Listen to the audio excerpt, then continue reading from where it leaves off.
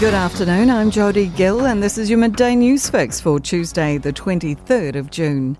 The cost of fuel appears to be weighing on Kiwis' minds as employment confidence falls to its lowest reading since 2004. A Westpac McDermott Miller survey for the June quarter shows a net 60% of respondents believe it's hard to find a job, compared to 46% last quarter. Confidence dropped in the private and public sector. Westpac senior economist Michael Gordon says high fuel prices have changed views of the labour market. The sense of cost of living just keeps getting away on us. We're not getting pay increases to offset that, and we don't expect to get them in the future. The former Solicitor General is looking into allegations MB officials misled a minister around a failed multi-million-dollar border technology project. Public Service Commissioner Sir Brian Roach has appointed Michael Heron KC to lead the inquiry.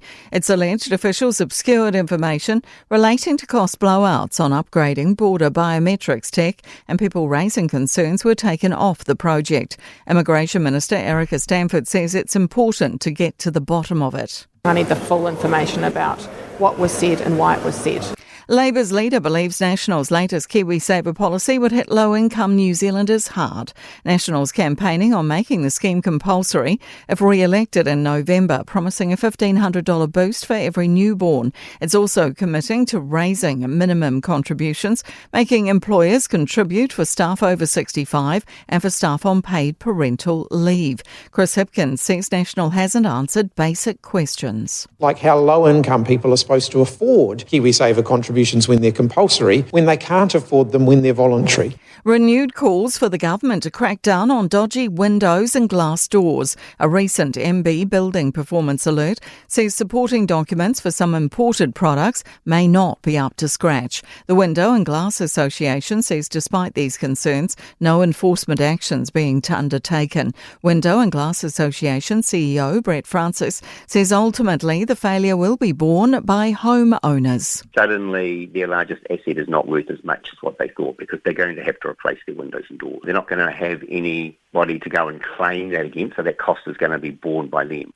Police have recovered a body from a South Auckland pond. Emergency services were called about 4 yesterday afternoon to Rongomai Park near Otara after a member of the public spotted the body. Police say the death remains unexplained and a post-mortem will take place today. Formal identification processes are underway.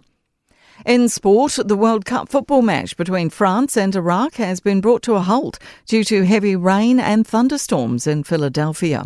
Crusaders captain David Havili has announced he's leaving with a year still to run on his contract and is moving to Japan. A shock result for the New Zealand under-20 men's rugby team, losing to their Georgian counterparts for the first time at 22-19.